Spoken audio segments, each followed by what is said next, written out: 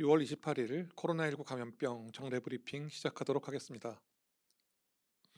먼저 예방접종 주간 현황에 대해서 말씀드리겠습니다.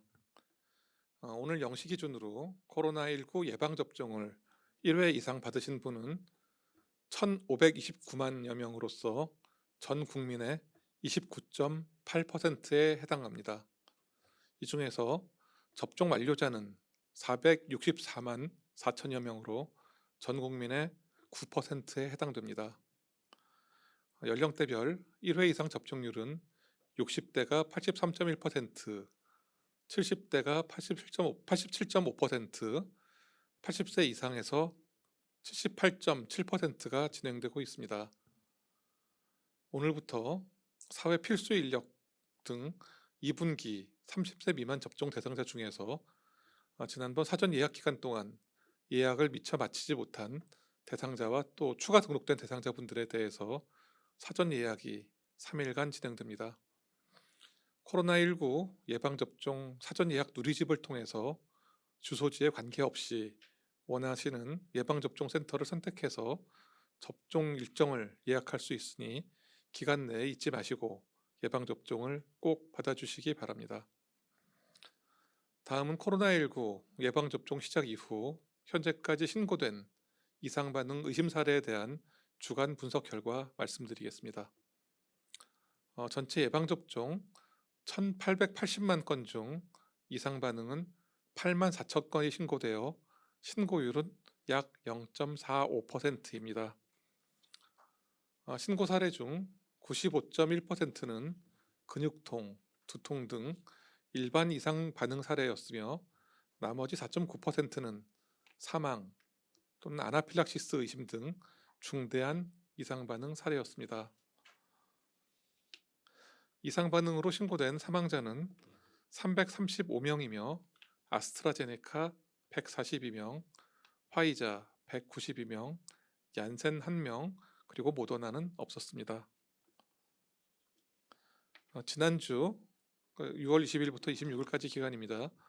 예방접종 후 이상 반응 신고율은 0.1%로 그 이전 주에 비해서 그 이전 주가 0.4%에 이전 주가 0.46%였는데 이에 비해서는 많이 감소하였습니다. 안전한 코로나19 예방접종을 위해 이상 반응 대응 방법을 다시 한번 말씀드리겠습니다. 모든 접종 완료자분들은 예방접종 후 15분에서 30분간은 접종기관에 머무시면서 이상 반응 발생 여부를 관찰하시고 또한 귀가 후에도 적어도 3시간 이상은 주의 깊게 관찰하셔야 됩니다. 또한 그 접종 후에 최소한 3일 정도의 기간은 특별한 관심을 가지시고 관찰해야 하고 고열이 있거나 좀 평소와 좀 다른 신체적 증상이 나타나면 바로 의사의 진료를 받으셔야 합니다. 특히 아나필락시스 등 중증 알레르기 반응이 나타나면 즉시 119로 연락하시거나 가까운 응급실을 찾아주시기 바랍니다.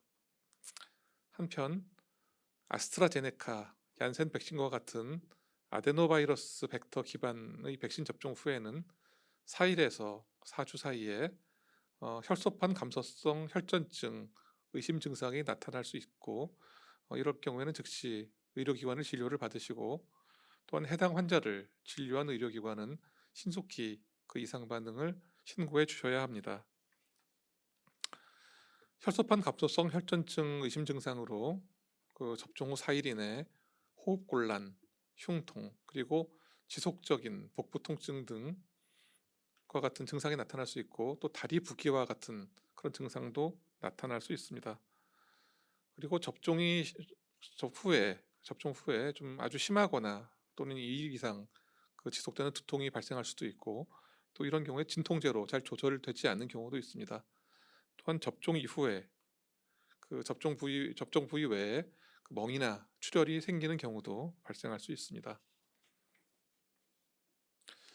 사망 및 중증 아나필락시스 이상 반응 신고 사례 관련하여 인과성을 심의한 결과를 말씀드리겠습니다. 현재까지 총 19회에 걸쳐서 예방접종 피해조사반 회의가 진행되었습니다. 현재까지 사망 및 중증 사례 563건, 아나필락시스 의심 사례 274건을 심의하였습니다. 그 결과 전체 심의 사례 중 92건에 대해 예방접종과의 인과성을 인정하였습니다. 이번 19차 피해조사반 회의에서는 사망 42건, 중증 사례 59건 등 신규 사례 101건과 아나필락시스 의심 사례 44건을 심의하였습니다. 신규 사망 사례 42건의 평균 연령은 79.7세였고 이 중 41명에서 기저질환이 있었으며 접종받은 백신은 화이자가 30명, 아스트라제네카 12명이었습니다. 종합적으로 검토한 결과 사례 41건은 예방접종과 사망과의 인과성을 좀 인정하기 어려운 것으로 평가하였으며 추정 사인의 상당수를 차지한 급성 심장사, 급성 심근경색, 폐혈증 등은 백신 접종보다는 기저질환 또 고령에 의해 유발되었을 가능성이 높아서 인과성을 인정하지 않았습니다. 한편 보류된 한 건은 최종 부검 소견 확인과 같은 추가 자료 보완을 통해서 재논의하기로 결정하였습니다. 신규 중증 사례 59건의 평균 연령은 76.2세였고 이 중 56명에서 기저질환이 있었으며 접종 후 증상 발생까지 평균 소요 시간은 7일, 그리고 접종받은 백신은 화이자 43명, 아스트라제네카 15명, 얀센 1명이었습니다.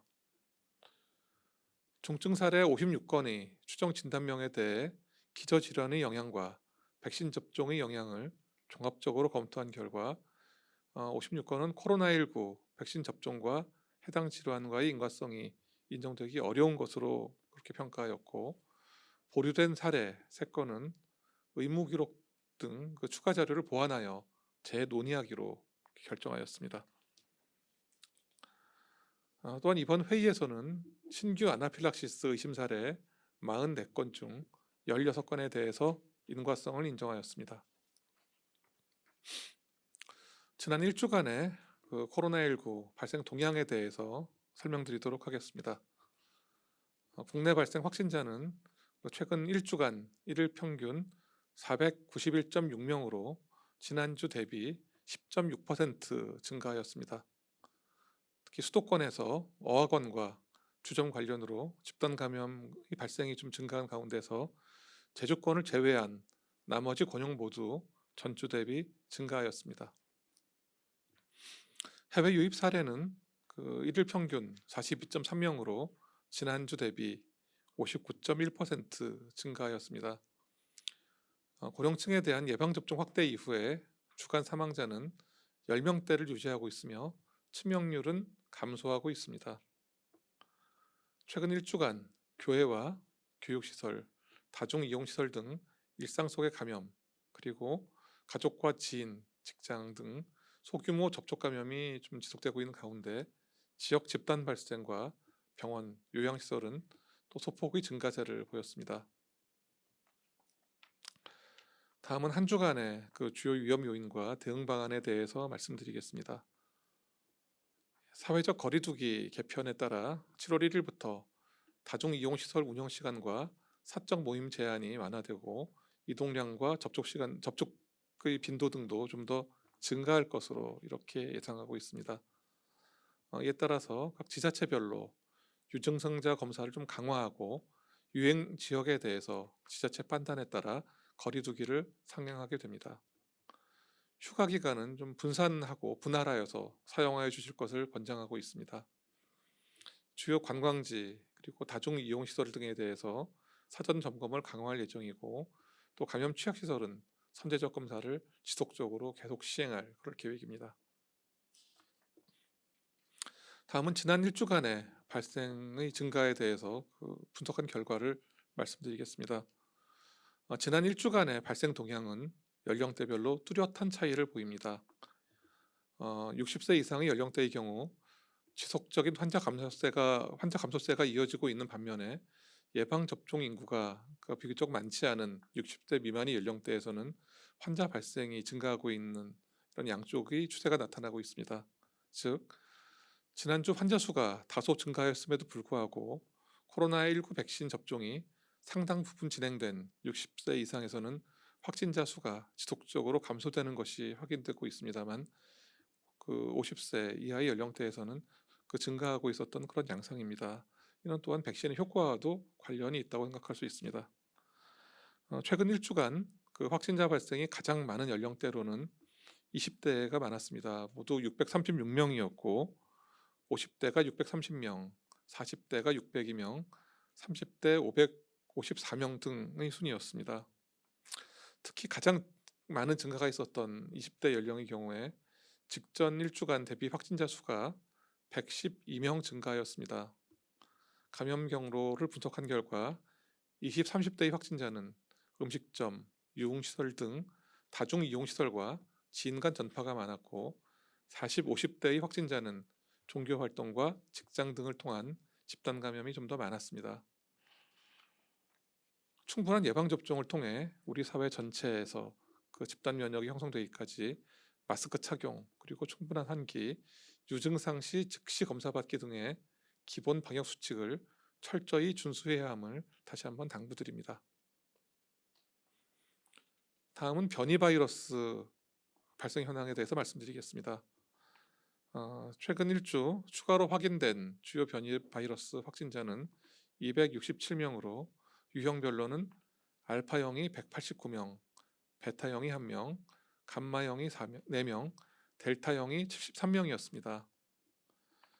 이 중 71명의 사례는 해외 유입 사례였고 196명은 국내 감염 사례였으며, 국내 감염자들의 신고 지역은 경기도가 48건, 서울 28건, 대구 22건 등이었습니다.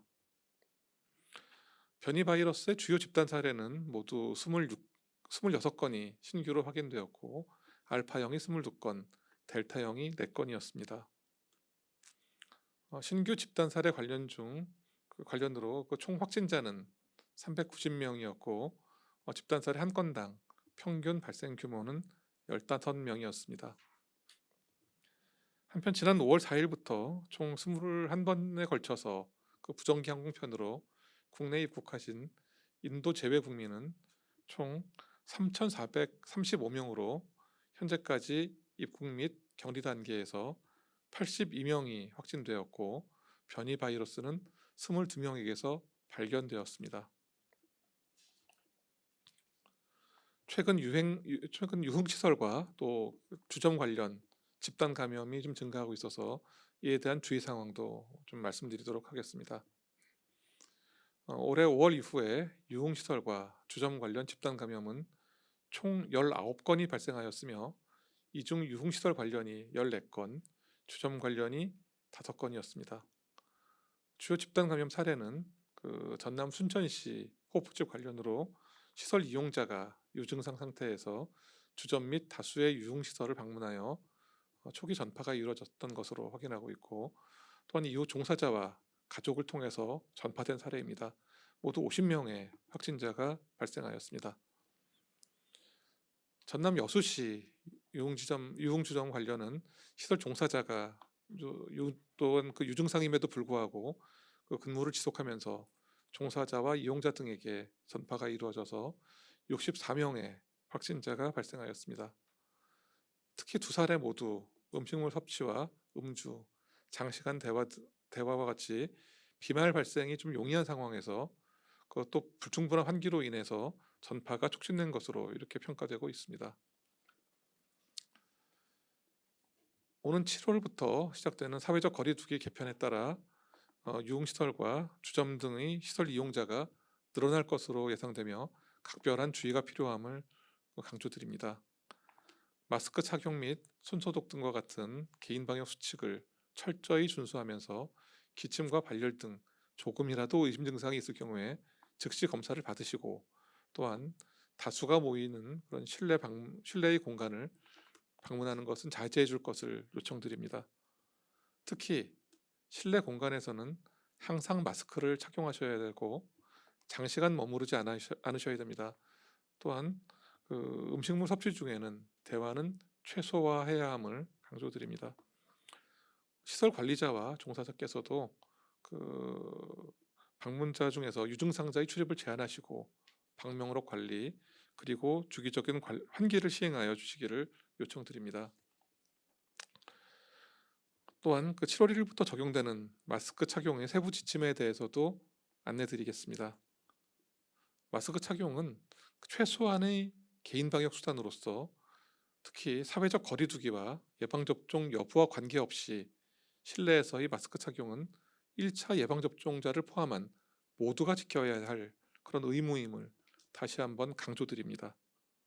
또한 실외 공간이라 하더라도 집회, 공연, 행사나 실외 야구장, 축구장, 공연장, 놀이시설 등의 유원시설 그리고 시장 등 쇼핑 공간과 같이 다중이 밀집하는 그런 경우에는 1차 예방접종자도 마스크를 착용해야 합니다. 마스크 착용은 과태료 부과 여부와 별개로 하여 사람이 많은 곳에서는 마스크를 반드시 착용해 주실 것을 강하게 권고드립니다.